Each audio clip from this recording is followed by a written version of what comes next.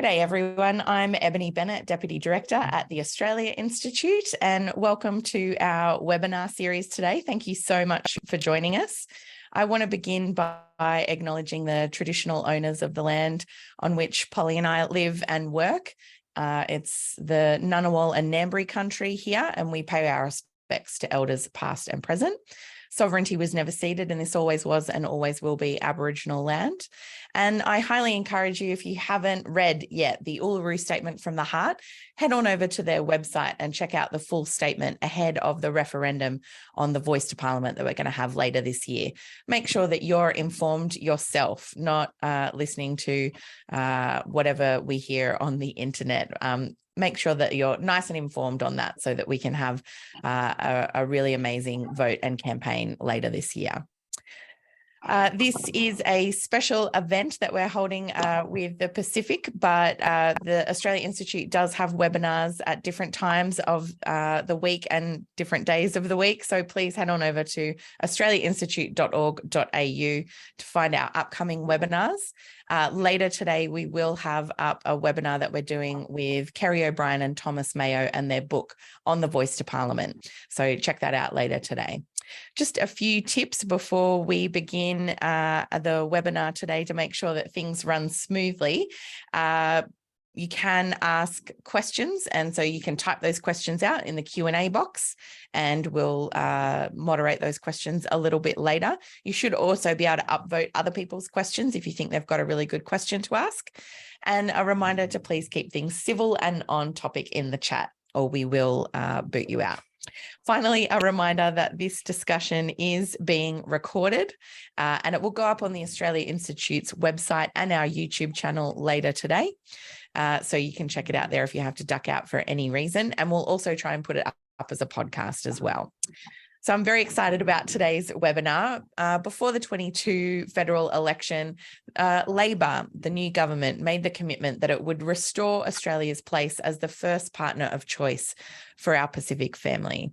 And within days of winning the election, the newly appointed Foreign Affairs Minister, Penny Wong, flew to Fiji to address the Pacific Island Forum and to reiterate the government's approach to the Pacific. And in that address, she talked about the fact that under past governments, Australia had perhaps neglected its responsibilities to act on climate and showed disrespect to Pacific nations, and assured Pacific leaders that Australia will listen. We will listen, we will hear you, and we have heard you.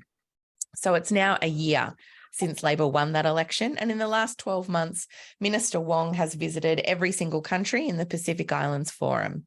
The recent budget committed almost $2 billion to strengthening Australia's relationships in the Pacific, and in a recent Senate estimates committee, government officials indicated that Pacific countries are still very supportive of hosting a UN climate conference in partnership with Australia. At face value, all of these things seem like really positive steps, but has Australia really heard the Pacific? Are we really listening? That's the question that we want to ask today. It seems like there's one thing that Pacific leaders have been asking Australia to do over the last decade, and that's to stop producing and exporting fossil fuels that we know are causing dangerous climate change. Yet we're still the world's third largest fossil fuel exporter, and we've got 28 coal mines in the pipeline for approval.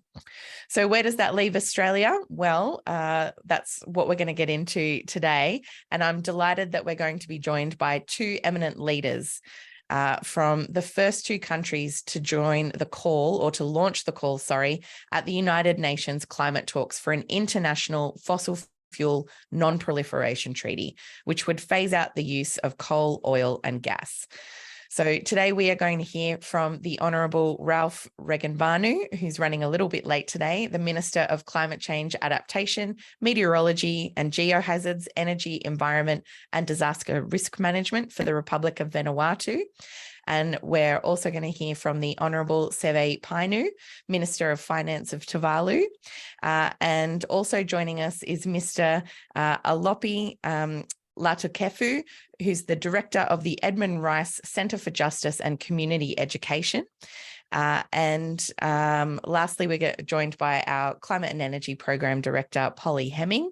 But Alopi, if I can hand over to you, please, for an official introduction. We're doing this in partnership, of course, with the Edmund Rice Centre, and I'm delighted to introduce Alopi. Thank you so much. Thank you both. And can I also say hi to everyone online? It's great to be here and great to be part of this wonderful opportunity to discuss really important issues for facing the Pacific and facing Australia.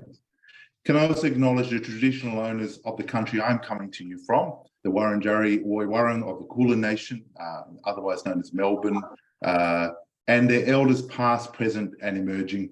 Sovereignty was never ceded, as was mentioned, in Australia. And in this year, particularly, we have the opportunity for a new beginning with our First Nations brothers and sisters through the referendum later this year.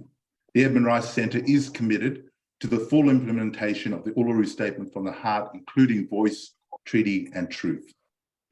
Thank you to the Australia Institute for co-hosting this webinar with us, and a warm welcome to all of you joining us today, particularly our guests, the Honourable Ralph Regenvanu and the Honourable Seve Paeniu, as well as those of you joining us from the Pacific.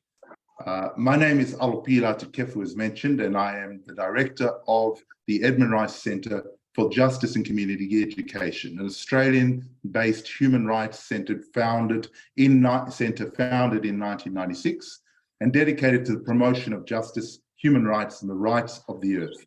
Our headquarters are located in Sydney, and we work locally, nationally and internationally, including across the Pacific. Our work focuses on three key program areas: First Nations peoples and reconciliation, refugees and people seeking asylum, and Pacific Islander communities and climate justice. In each of these areas, we partner with grassroots communities and individuals in order to identify and raise awareness of the causes of injustice, enhance and promote the voices of those who are systematically excluded, and promote action that engages people in the work of social change. Given many of you today have a strong interest in the Pacific, I take this opportunity to invite you to have a look at our work on our website and sign up for our updates, which I understand will be put up on the chat on the side. Thank you. Our work in the Pacific started in 2006 when we responded to calls for solidarity from Kiribati as a result of the negative impacts climate change was having on the people of Kiribati and other Pacific nations. Small island nations have contributed very little to the climate crisis, but are at the front line of climate impacts, something I'm sure that the Honourable Seve and the Honourable Ralph will be talking to today.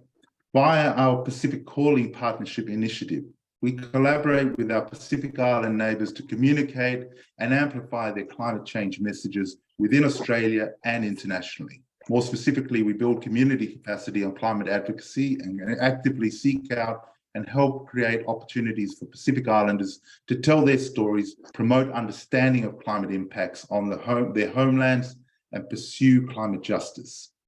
As an example of our work is last year's climate-focused Australian tour of the Pacific Elders' Voice. Members, the Honourable His Excellency Anote Tong, former President of Kiribati, and Mr. Tommy Remingsau, former President of Palau. We organised this tour in partnership with the Australian Institute and other NGOs. The tour gave rise to a series of political meetings, diplomatic meetings, and public events, as well as lectures. It also generated significant media coverage in Australia and across the region. If you'd like to know more about this work or would like to sign up for our updates, as I mentioned, please head to the link pasted in the chat now. We also have a current appeal, which we encourage you to consider donating to if you are in a position to do so. Thanks again to the Australia Institute for their collaboration and partnership, and I'll now pass back to Ebony for the rest of the program. This is a wonderful opportunity, as I mentioned, to hear from two of the great thought leaders in the region who have been at the forefront of taking their work and their efforts to help in Pacific climate change globally, as well as throughout Australia and the region. Thank you. Thank you so much, Alopi, and thank you for all of your help with organising this webinar. We really appreciate all the work that the Edmund Rice Centre does. I'm very pleased now to introduce the Honourable Seve Paeniu, Minister of Finance of Tuvalu. He's also the Minister responsible for climate change, and as such has been appointed to the Pacific Political Climate Champion for loss and damage for the last 2 years. As Minister of Finance, he represents Tuvalu on both the boards of governors of the World Bank and the Asian Development Bank. Thank you so much for joining us, the Honourable Seve Paeniu. Yes, thank you for the opportunity. The ministerial dialogue in Port Vila in February this year agreed for a call for a fossil fuel-free Pacific. So this is quite an ambitious initiative, which has been endorsed by the Pacific Ministers of Transport and Energy in their meeting in Port Vila at the beginning of May last month. We all know that the climate crisis and the climate emergency we are in is caused by fossil fuel. For Tuvalu, a small island, a low-lying atoll nation, we are actually living the effect of sea level rise and climate change. Our land is constantly being eaten away. There are islands that are disappearing or being submerged. Our food and water security is being threatened, and the livelihoods of our people are therefore being threatened. And this is all caused by climate change. And we know that fossil fuel is the cause of climate change.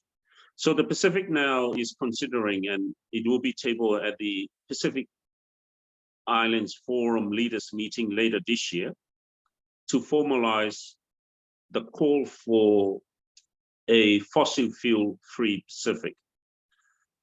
But in Port Vila, the Port Vila call for a fossil fuel-free Pacific, we also agreed to take an ambitious action to call on the international community to support us to launch a call for a fossil fuel non-proliferation treaty.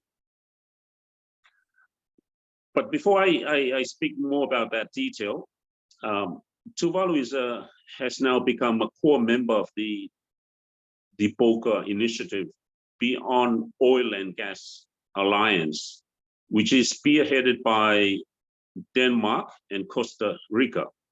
It is an alliance that calls for the halting of further issuance of licensing of oil and gas production.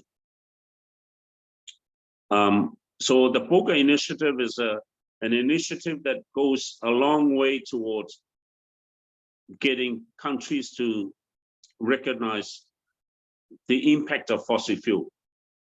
And what we are now calling is a movement and advocacy for countries to agree to establish a non-proliferation treaty on fossil fuel production. So the idea is to stop any further expansion of fossil fuel, but in the long term to actually eliminate existing fossil fuel consumption.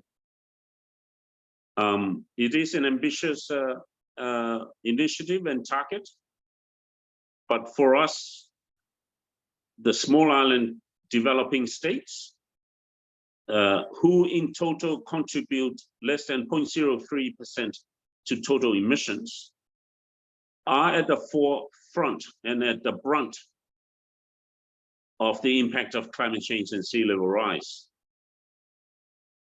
And therefore, it is a matter of our security and our survival.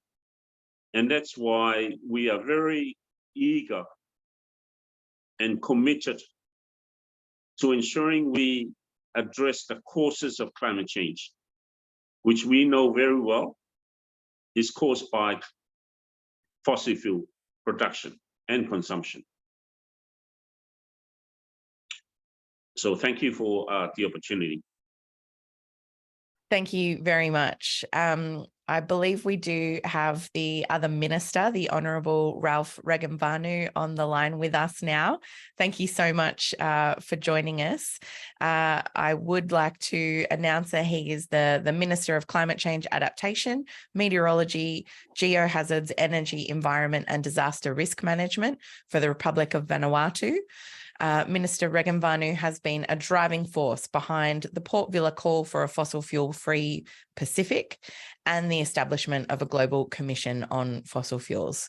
I'll hand over to you, Minister Regenvanu. Thank you. Well, thank you. Good day to you all, and greetings from the Republic of Vanuatu.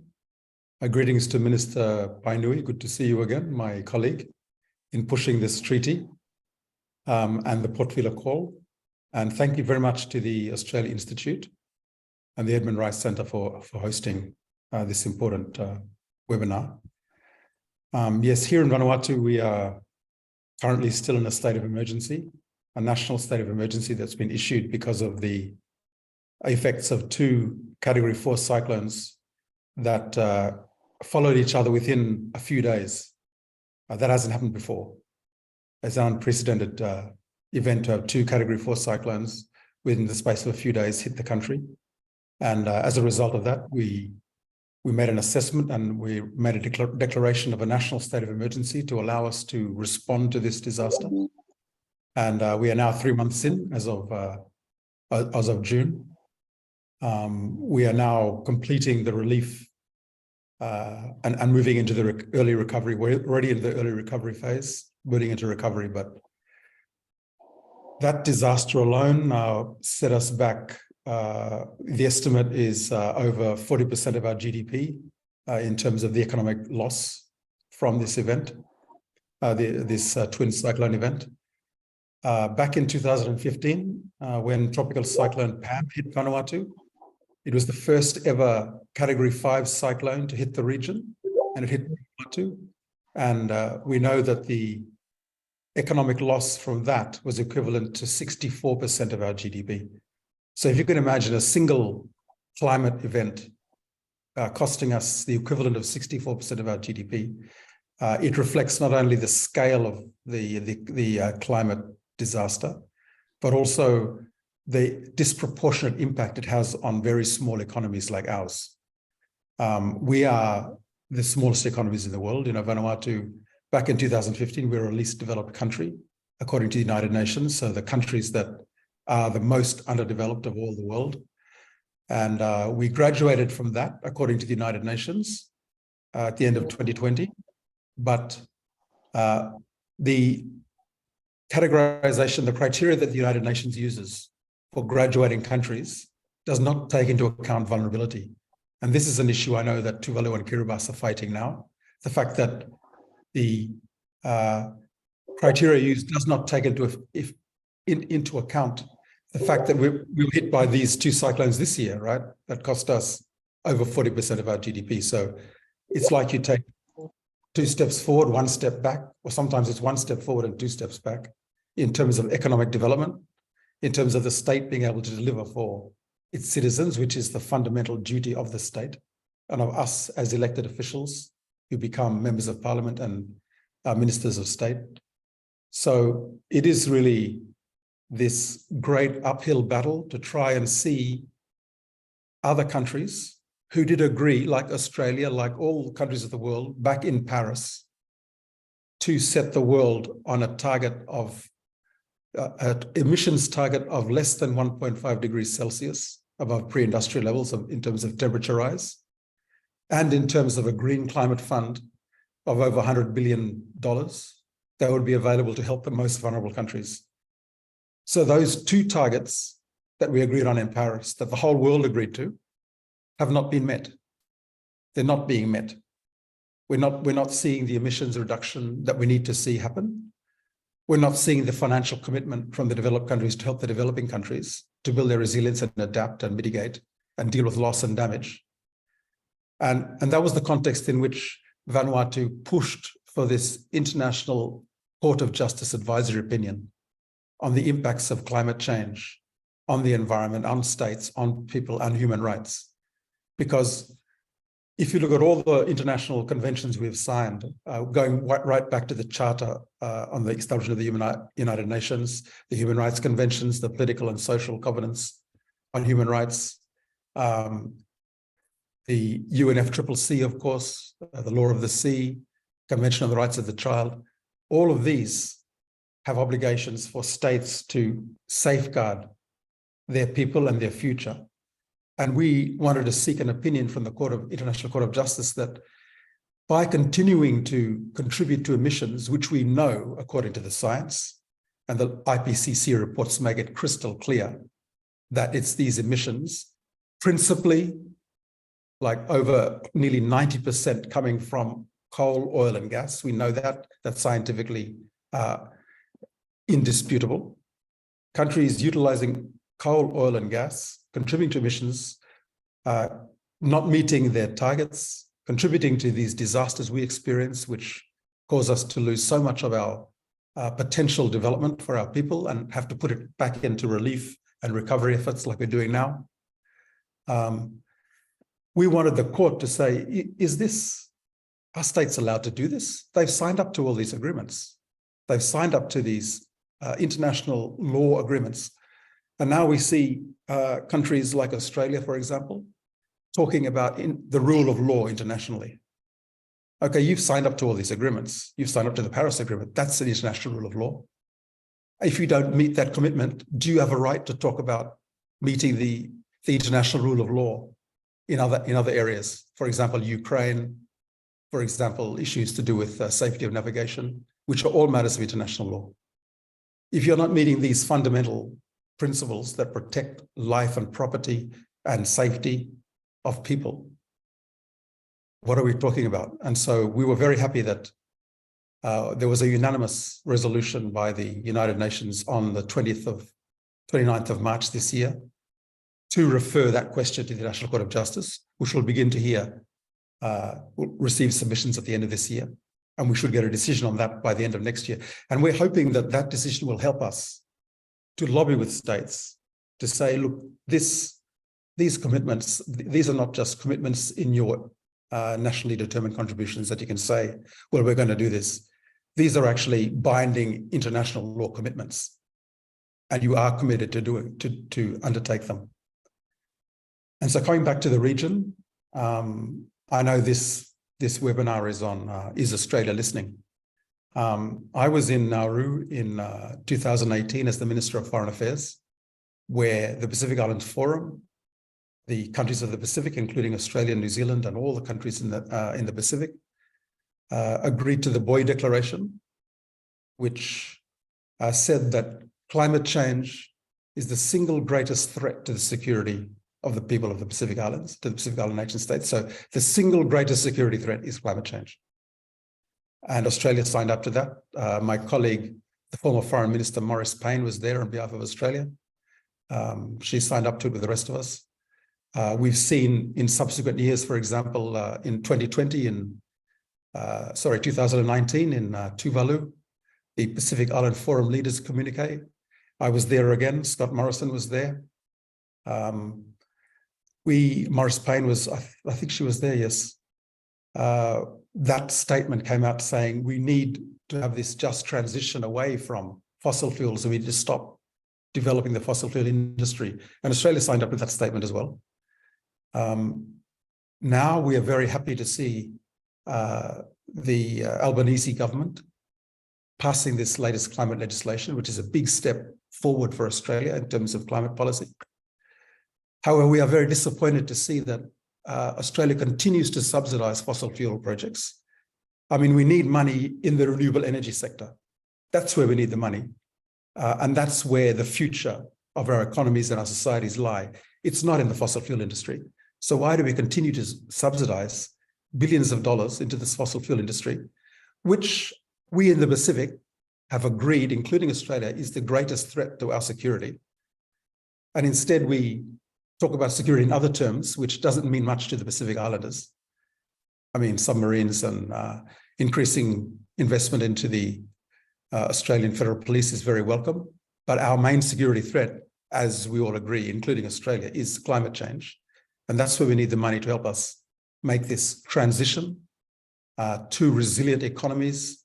And I'm talking about things like basic infrastructure, roads, public buildings, schools, public buildings like hospitals, government buildings, ability for a citizen in my country to have access to good roads, good education, good health, good internet access, good energy, 100% renewable energy supply.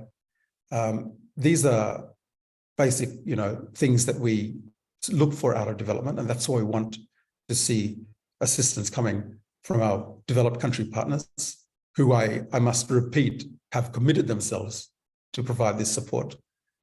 It is a bit disappointing to see that happening, and we hope that all we can do, and that's what we continue to do at each COP, we just go there and continue to say what we have to say and set the highest ambition and hope that the world will listen.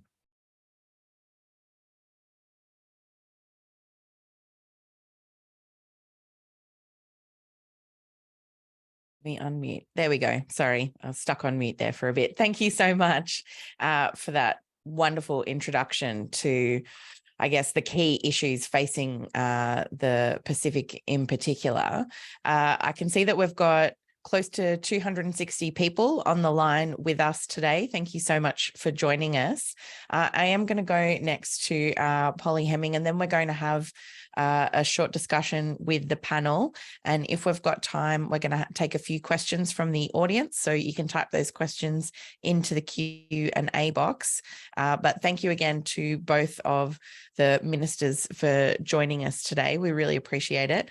Polly, I know recently you've been involved with a delegation from Vanuatu, but I was just wondering if you could tell us a little bit about that and a little bit about the situation in Australia currently as it stands when it comes to climate policy in the Pacific.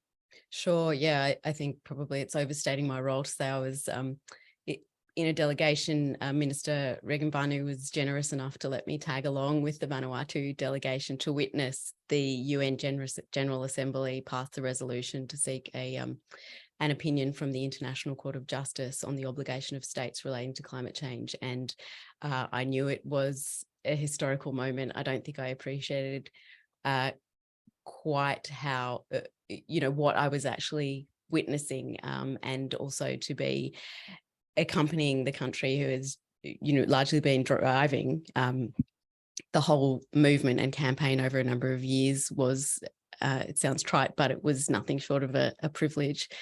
And in terms of what's happening here in Australia, as you alluded to, so I'll just give a bit of domestic context about where we're at. As you said, just days after the election, Minister Wong flew to the Pacific Islands Forum in Fiji, where she gave a really heartfelt speech acknowledging that Australia had neglected the Pacific, that we'd let the Pacific down over a number of years, and of course acknowledging again that climate change is the greatest threat to the region.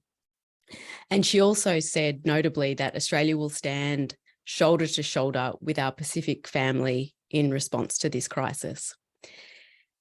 And if you read the transcript of the speech carefully, collectively it all sounds very positive, sounds very empathetic.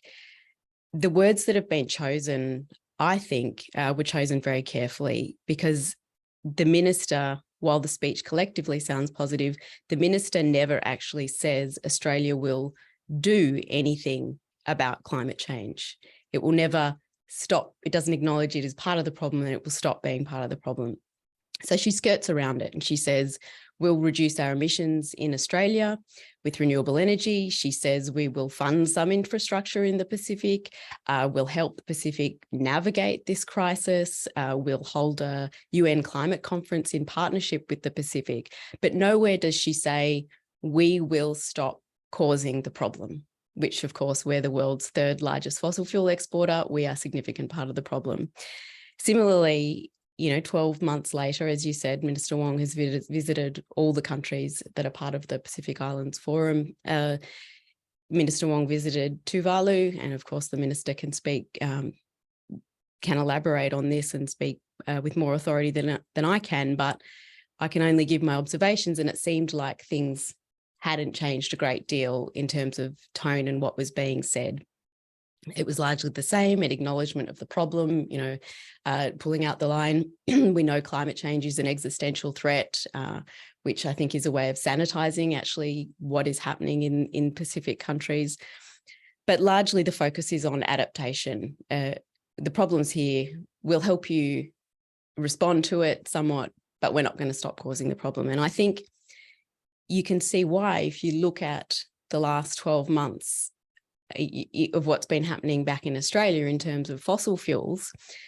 Yes, we have progressed our rollout of renewable energy. The minister, has followed through with, Australia has followed through with that. We're increasing our investment in renewable energy domestically, but we have over 100 new gas and coal mines listed in development. That's the government's words on their own data. We just approved 4 new coal mines. As you said, there's 28 others waiting approval. The Labor government gave almost $2 billion to a single gas processing plant in, I think it was last year's budget, a gas processing plant in the Northern Territory. And to be clear, that is over double the entire climate finance committed over 4 years to the Pacific. So Australia's committed 700 million roughly over 4 years in climate finance to the Pacific region as a whole. We're still subsidising fossil fuels more generally, as Minister Regenvanu pointed out, $11 billion every year, which again makes that climate finance look quite minimal. And the government released data saying that our coal exports will be increasing through to 2028. And yes, we have passed the safeguard mechanism, but the thing to remember with that, it is a good first step, but the way all this is being facilitated is that gas and coal mines and projects and companies don't have to reduce their emissions, they can just offset them. So we have an unlimited supply of offsets available to industry to say all this is part of our 43% reduction. And I'll just add to what Minister Regenvanu was saying about security. Our recent budget was focused very much on the most literal definition of security. There was almost $2 billion going to defence and police in the region. Despite the fact that climate change is the greatest security threat in the region, there was nothing for climate or the Pacific and climate in the most recent budget. So that's a quick recap of the last 12 months. And of course, those are my observations, and I'll defer to our guests whether what they've seen has been a positive development over the last 12 months and whether Australia really has heard the Pacific. And on that note, I'll ask Minister Paeniu. Australia has said, and Minister Wong said in that first meeting with the PIF after the government won the election, Australia has said it will be hosting a COP in partnership with the Pacific region, and this has been warmly welcomed by our Pacific family. I wanted to ask, what does Australia need to do to be a credible host for the UN climate conference? Yes. So we had Minister Wong visiting Tuvalu as the last island nation in the Pacific to be visited by Minister Wong. I agree with your observation that she said all the correct words in terms of the need to address climate change and the priority accorded to it. And there was a lack of initiative by the Australian government to address the cause of climate change in terms of fossil fuel. So I agree with that observation. The government of Tuvalu has been supporting Australia. What we have mentioned to Penny Wong and other ministers is that we would like to support Australia's bid to host COP31. However, Australia wanted to frame that COP as the Pacific COP. And it is in that light that we had expressed our expectation that we would only agree to the notion of framing as a Pacific COP if Australia were to come on board and support the priorities of the Pacific on climate change. And this is inclusive of fossil fuel.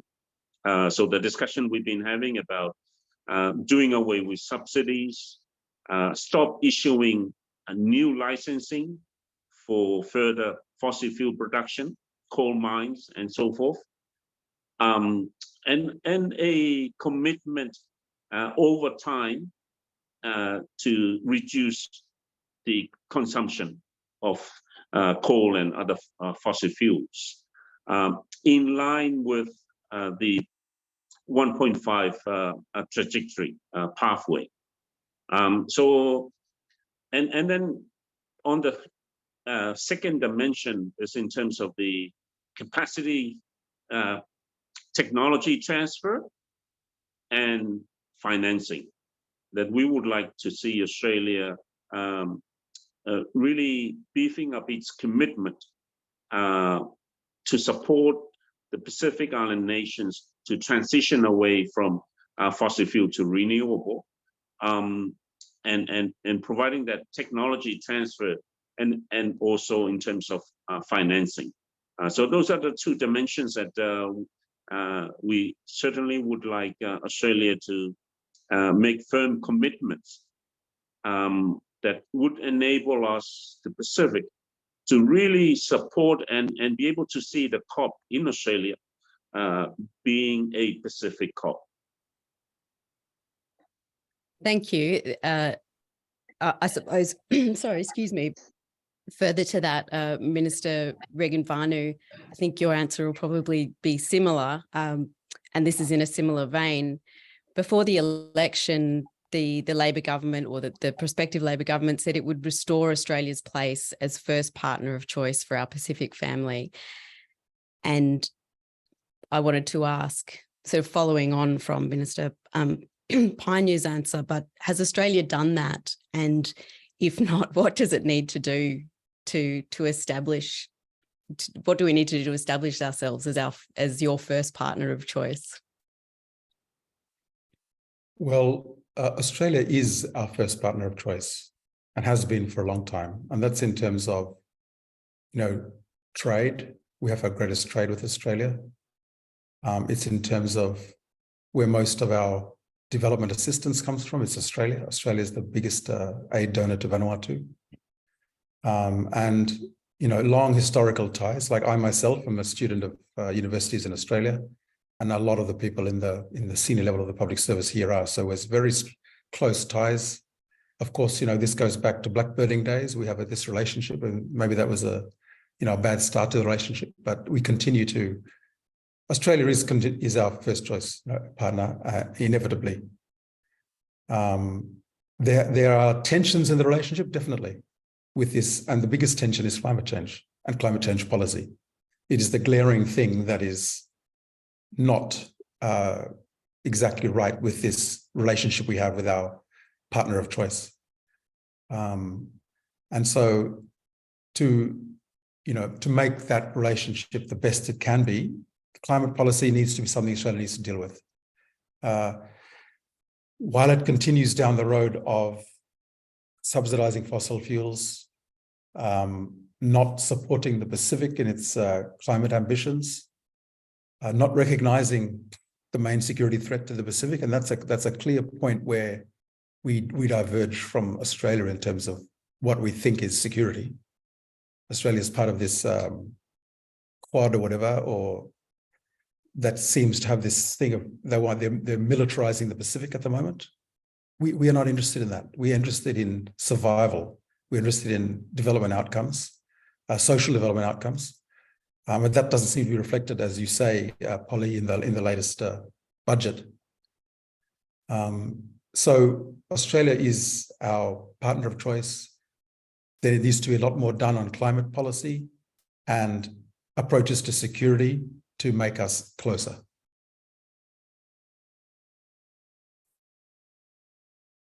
Yeah. No, I can see that, and that's a really good point about there is a close relationship, but just sort of a schism there that isn't an inherent tension. One of the things that I've certainly noticed is a shift in rhetoric under the new government, which is that the Australian government has said it will continue to subsidise and approve new gas and coal. And of course, we're seeing that in action. But the emissions onshore in Australia will be offset, which makes the operations domestically net zero. So they're theoretically aligned with our climate targets, our own climate targets, not the regions. And some of our largest gas producers are also saying that the gas that they export will be theoretically carbon neutral because offsets have been bought. Does this make a difference in any way, in your view? Is it okay to produce new gas and coal if it will be offset, or if some of the emissions will be offset? No, absolutely not. I mean, that's just greenwashing. We need to stop taking oil and gas and coal out of the ground. And we need to stop talking about, abated or so on. It's very clear. I mean, we need to follow the science. We need to take into account what the science says. That should be the guide for our policy. And the science is very clear that we've got to stop taking it out of the ground because there's nothing we can do to reduce emissions if we continue to take the fuel out of the ground. And a lot of the fossil fuel industry, this is their propaganda, basically, to try and convince us that they can continue doing what they've always done. And they can't continue to do what they've always done. They've got to stop. There's got to be a transition. We recognize, we can't stop now, just immediately like this. There's got to be a transition. But the first step of the transition is you've got to stop putting money into something that is destroying the world and start putting it into the solution, which is renewable energy, and start putting it into renewable energy in the Pacific to help us also move away. We are also still using fossil fuels. You've got to make that change in your action and in your investment and in your budgeting. And if that doesn't happen, then it's just, it's obscuring the reality of what's going on. And unfortunately, I think that's what this whole carbon market thing is about. It's just about trying to delay the action that we all know has to happen as soon as possible. Yeah, that actually, that leads me to another question, which I'll ask both you and Minister Paeniu. Further to that, there's the prospect that the offsets that Australian companies, predominantly our gas companies, will be using will be coming from the Pacific. And you have mentioned that, climate finance needs to be in tangible infrastructure, or finance needs to be in tangible infrastructure. Excuse me. Minister Paeniu mentioned something similar about climate finance. Australia's entered into carbon trading deals with Fiji and Papua New Guinea, and this means that carbon offsets generated in the Pacific region will ultimately be bought by Australian businesses to offset their emissions. I think I know the answer based on what you've just said, but is a carbon offsets or carbon trading deals a legitimate form of climate finance? Because that's certainly how they seem to be being pitched globally and by Australia.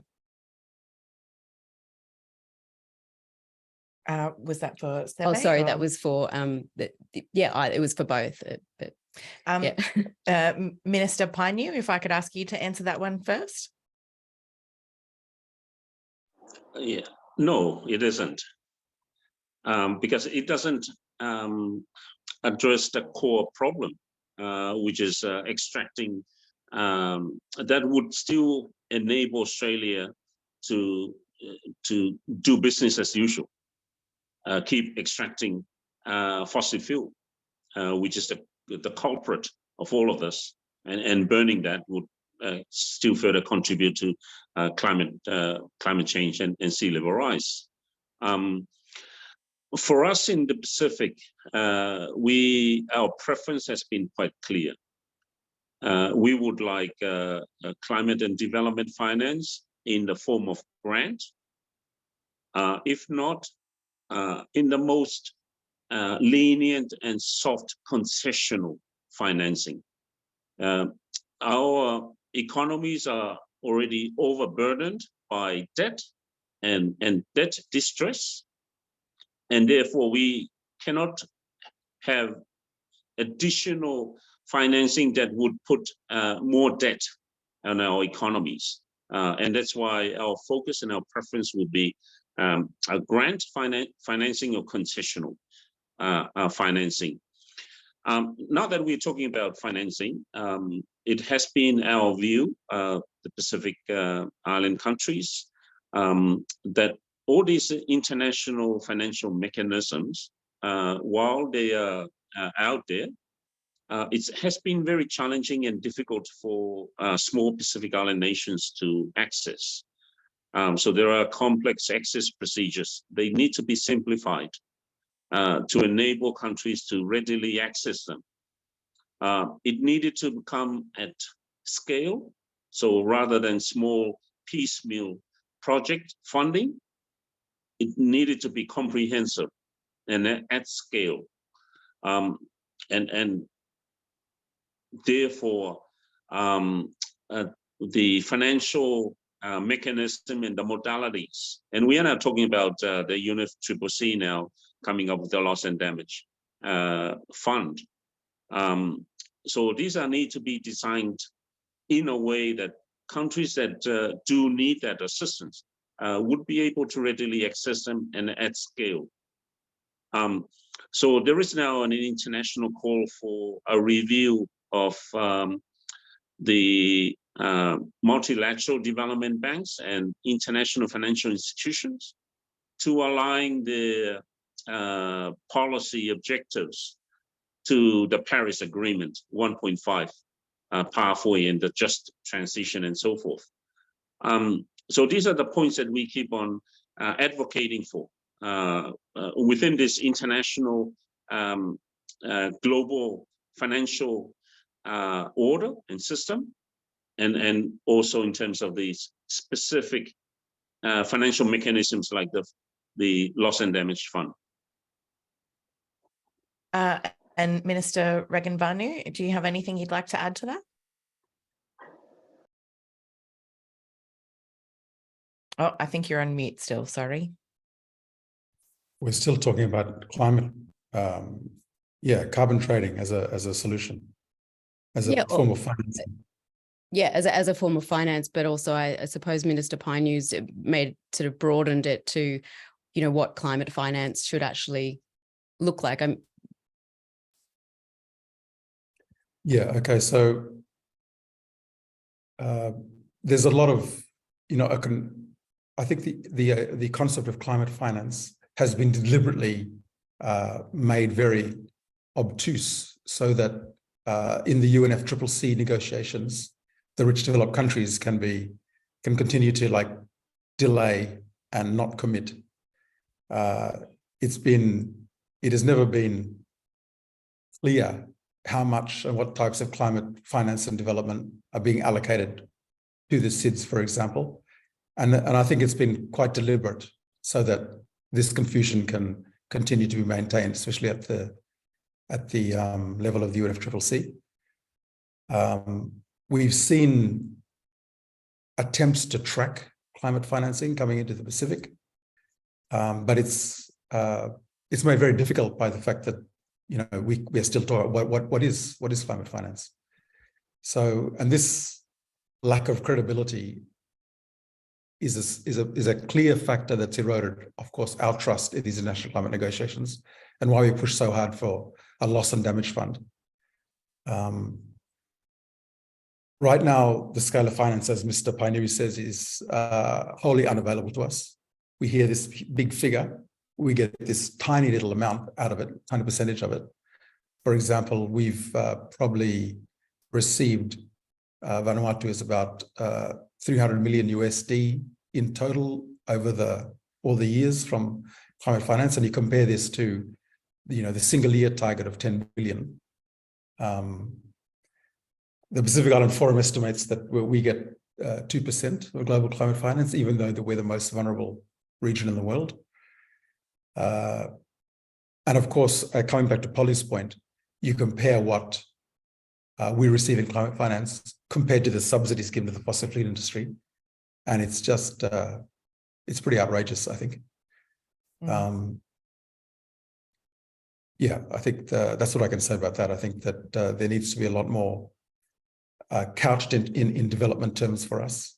Really, our future development trajectories in the Pacific are building climate resilient economies that can withstand the coming extremely hazardous world we're moving into, that we're already experiencing now. We need to be ready for that, and we need assistance to be ready for that.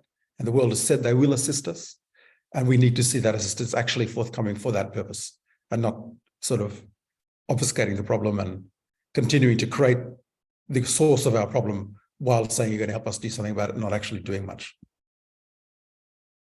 Actually, that leads really well into my my final question. You know, where are the other voices in this conversation? Small island states, whether it's in the Pacific or in the Caribbean, hold enormous moral authority in global climate debates. And in fact, actually, Pacific Island countries hold a lot of, I think, diplomatic leverage in our region. But what about globally? You know, where is the geopolitical traction, I suppose? Do Pacific Island nations that need more public backing by, say, larger trading blocs like the EU or other big countries, even from the moral point of view, before we even get to, you know, the issues of financing or more formal alliances? That's, sorry, to you, Minister Regenvanu. Yes, well, things are not looking good for these big regional blocs. We just heard the G7 coming out and essentially promoting gas in this day and age in 2023. It's kind of unbelievable, really. But the EU is probably the most progressive in terms of a bloc that supports good climate policy and is actually doing something about it and making some commitments.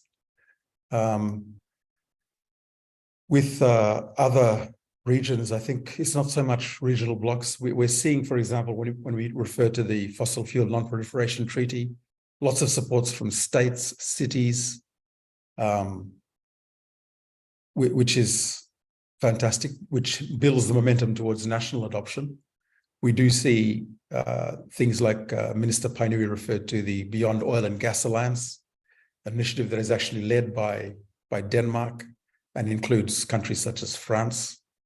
So we're seeing some of the big countries moving that way, and that's encouraging. Of course, the biggest players in the room are not moving fast enough. The US, China, India, Australia, of course, for us is the big player in the region, and we need to see them. Especially countries like Australia, which are part of the Pacific, you know, they're part of the Pacific Islands Forum, who are with us in the region, starting to take on a lot more about what we're saying in terms of climate policy and our security and safety needs into the future. Because as I said earlier, these are the areas where it's quite discordant. between what the Pacific wants and what Australia is doing. And I think, especially coming into this so-called Pacific COP, there needs to be a lot more examination of that relationship, and particularly around climate policy and climate finance. And Vanuatu, for one, will be encouraging that discussion as we start to figure out what this COP is going to look like. I'm not sure if I got time to extend that question to Minister Paeniu, or yes, very quickly. Oh no, I don't a couple have of to. minutes. I was just going to ask you, Minister Paeniu, where the other global voices are that are, I suppose, backing in the calls of small island states or Pacific countries in particular. Yeah, I think it's quite challenging for a small bloc. So it's formally called in the UN the AOSIS, the Alliance of Small Island States, because we have other major blocs in our way. But I think I'm seeing some small steps, positive steps in terms of the advocacy. In this international global financial institutions, which I represent Tuvalu in many of these organizations, their meetings, the Asian Development Bank, the World Bank, the IMF. I just returned from Bangkok for the UNSCAP meeting. And climate change and the impact of climate change, and trying to align the policy accordingly. The Asian Development Bank is trying to restructure itself as the Asia Pacific Climate Bank. So I think there's now an increasing awareness and action to really try and address the issue. So in terms of the international interdepartmental multilateral organizations, I think there is a movement there. But I think that the main crux and the importance of the issue lies with national governments, and that's where the challenge we are still facing. Thank you so much, everyone, for your time. I'm afraid we're not going to have time to get to any questions from the audience, but we thank you all so much for joining us today. And in particular, I want to thank our guests, Minister Seve Paeniu and Minister Ralph Regenvanu, as well as the Edmund Rice Centre and Mr. Alopi Latukefu. We really appreciate all your contributions, and Polly Hemming, my colleague, as well. We do have many more upcoming webinars coming up, including one with Thomas Mayo and Kerry O'Brien about their new book on the Voice to Parliament Handbook. So make sure you check out our website and are subscribed so you can hear about that. As I said, this will go up as a recording on our website and also on our YouTube channel, so you can find this there, and we'll also try and upload it as a podcast. Thank you so much for joining us today. We had over 550 people registered for this, so huge interest, and we appreciate that interest a lot. And I'm sure it won't be the last time that we're talking about climate change and the Pacific. Thanks so much for joining us today, everyone. We'll see you next time. Bye.